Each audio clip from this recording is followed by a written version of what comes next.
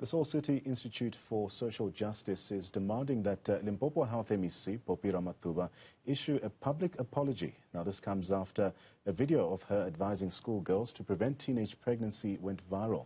Ramathuba joins me now. MEC, a pleasure to have you on the program this afternoon. Firstly, talk us through what happened on the day of the visit and explain to us exactly what your remarks were on the day. Afternoon, Sandra, and afternoon to all your viewers out there. What we can indicate is that as part of our Back to School campaign, the Limpopo cabinet, led by the Premier, has decided to go to different schools where we'll be monitoring the Back to School and also at the same time motivating our learners and addressing the social ills that affect our learners. Now, visiting different schools from the sector that I'm also leading, where in teenage pregnancy is a serious challenge. You would remember that over Christmas and New Year, we've been raising these issues, and also SA has also released statistics that are shocking. And we felt this is an important period where we need to highlight, especially the fact that on that day, one was addressing the grade 11 and grade 12 learners, who most of them are between the age of 16 and the age of 19. And this particular group, you should understand that the issue of statutory rape does not really, it doesn't work for us as the department, even if we would want to report.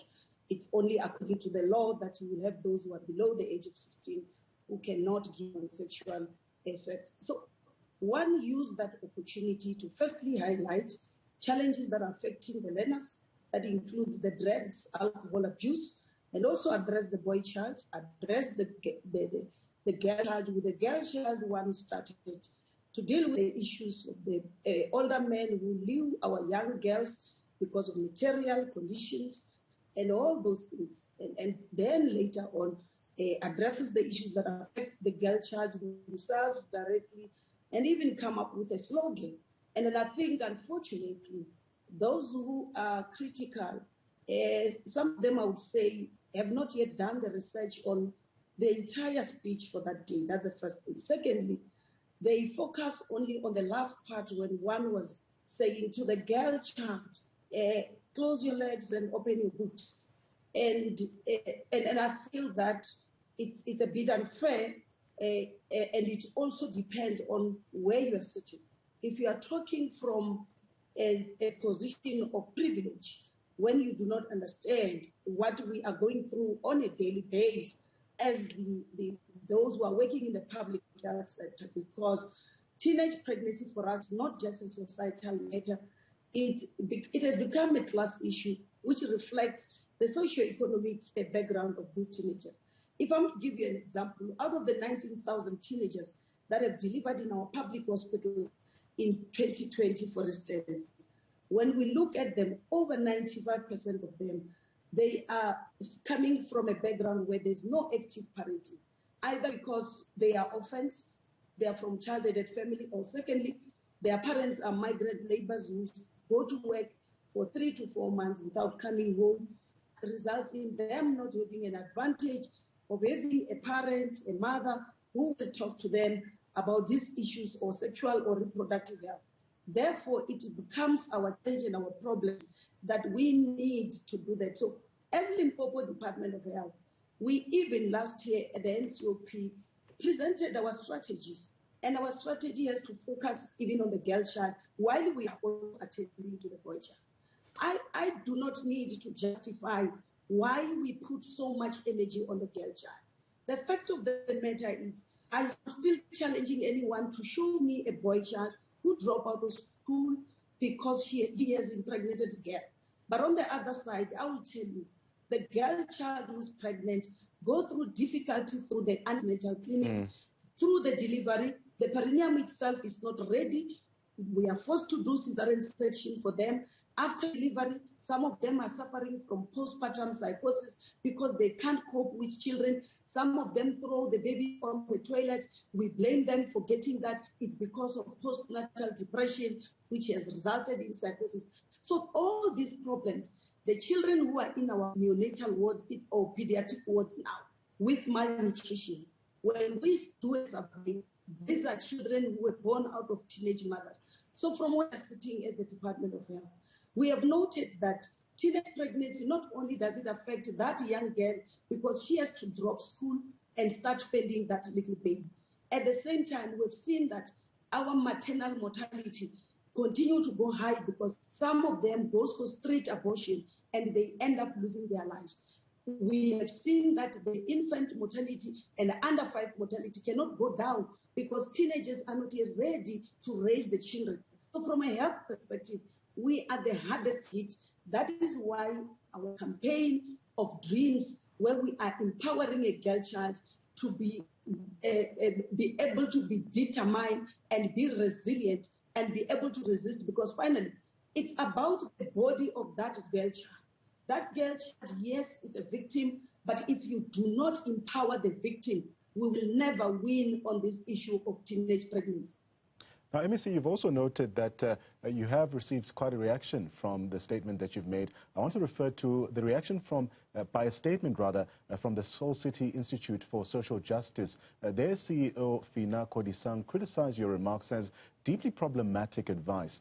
In addition, the Institute further says for you to then shift that responsibility and put it on young women is something that they are not going to take lightly, and therefore they demand an apology from you over making the statement, encouraging girls to close their legs and open their books. Have you reconsidered your remarks and your utterances? And if not, are you willing to even apologize for these remarks? I have reflected on my statements on that day. I went on and watched all the videos and all the messages that I've said, and I still repeat. Any other institution who have got a dissenting view, I suggest that they are the ones who need to go and sit down, listen, watch all my videos in all 3 different schools that I've visited, and reflect if indeed they still stand by their position. Because what I was saying there, it's exactly what needs to be said to the girl child. You know, when you develop slogans because this is a short and striking, memorable phrase that we use for marketing. And as a health department, we're not using this strategy that becomes catchy and be able to persuade a defined target group. Here, my target group was a 16 to 19 years old who we see many of them falling pregnant and dropping out of school. And we needed to come up with something that is strong and that is firm and that is catchy and that will persuade them.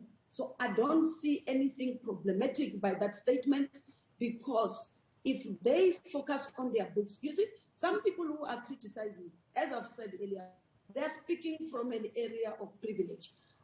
We've done the analysis of all these teenage pregnancies which are delivered in our public facilities. We are not finding any that are delivering in the private schools. We are not in the private hospitals. We are not talking about kids who are in Senten here and who are in Camps Bay. These are the children who have got everything. They've got choices. They have got a proper education on sexual health. We are talking about children who have got no option. And while the children of those who are complaining, they are worried about tomorrow what Gucci belt will I wear, because yes, the previous day my classmate was driving an SUV Porsche to school. I am talking about Elena who doesn't know where to get the next meal here. So it's completely different. The target group that we are targeting here warrant us to come up with those slogans, and the slogans, on the contrary, those who are criticizing, the parents of these learners whom we are teaching have welcomed, and they've called me even in other schools to say, please try to make time so that we come and deal with this. But finally, Nkata, what I'm excited about is that these slogans has made South Africans to start realizing that teenage pregnancy must be given the very same priorities that we were giving to COVID-19. All of us, when COVID-19 hit us, it became a national crisis. It became an international pandemic because it was hitting on the heads of states. Captains of industry were dying of it. So because teenage pregnancy is affecting the poor and the working class, that's why it's not making a given priority. So if this slogan was able to make sure that everybody start talking about teenage pregnancy, we're in a war, we're in a crisis, We need to deal with teenage pregnancy, and all of us must work together. Those who are critical, I'm welcoming them to come and sit on the table with me so that we can share with them. And at the same time, take them around when we are moving around facilities and communities, when we are doing interviews and survey on these girls. We want them to listen to the stories of these girls, where your mother or your aunt make a financial transaction on a 13-year-old to say the in-laws have paid the damage. Can the damage be paid on a child when she's going to drop on school, but the boy child continue to go to further their education? Right. And once they graduate, when they come home, they come with another wife. And that poor girl, the future is gone. So instead of thinking that I am victimizing the girl child, they must see it as empowering that girl child to say, this is my body, I'm not going to open my legs. And because you must understand that when I say open your books, it's because I know these girls that I'm talking to, I grew up in a village and I understand what I'm talking about. The only solution for them to escape the poverty line, that possible solution is for them if they get their education. So let them focus on that solution, because some of us have built wealth for our children. That's why we don't see this slogan making sense to the poor and the working class. We think we're being insulted. There's a targeted group on this slogan, and allow us to continue with our slogan. Now, MEC, we are fast running out of time, but despite the backlash which has been caused by your remarks, there still remains this major challenge to combat teenage pregnancy. You've also began just talking us through your thoughts and what interventions you've put in place to help tackle some of these problems. What do you think, or what kind of interventions do you think are needed to help address this problem of teenage pregnancy, and also to ensure that young girls are also kind of encouraged to avoid even getting themselves into such a situation? Yes, exactly what we did when we came up with our dreams. The dreams, meaning D, is building a determined girl who has got goals. Each and every girl in the class must have the goals to say, because like this other girl was saying to me, which is not being broadcast here or making headlines, I want to be an architect. And I asked what needs to be done for you to be an architect. And she was very determined to say, listening to my parents, listening to my teachers, listening to you when you advise us. And the most important thing, delaying onset of sexual activity. And that is very important, because we've seen that being engaging themselves in sex has tended to delay them. We are also building a resilient girl child, a girl child whom we are also empowering. We also have got mentors for this girl child. Our young professionals, currently as we speak, our doctors, nurses, physiotherapists, they're moving around this also on their own, talking to these girls to say, we grew up, how did we manage to escape teenage pregnancy? We have been able to escape the line of poverty. We are now self-sustainable. We are doing all that because we need a proper role model for this young girl, the safe environment. Now, finally, the Limpopo government has got a team that is looking after this teenage pregnancy, which is also headed by social development. We've got health department, we've got also education department, sports, arts and culture, and this social cluster MECs and each and everyone has got their roles, and the plan is there, as I've indicated. We even presented it at the NCOP to show what needs to be done. And when I start with that, because we said our messages, we must stop being ambiguous and dilly-dally when we talk to the girl child. We must be straightforward and empower that girl child to be resilient, to be firm, and slogans. It's one of that. You are still going to see more and more and hear more and more slogans coming from Limpopo, empowering a girl child to resist. Some of these men who are critics, it's because they are worried that the girl child will stop closing their legs for them. And that is a concern for me. So we are calling upon all parents to rally behind us, because discussing sexual issues with your child, reproductive health with the child, it's very difficult. Right. It's still a taboo.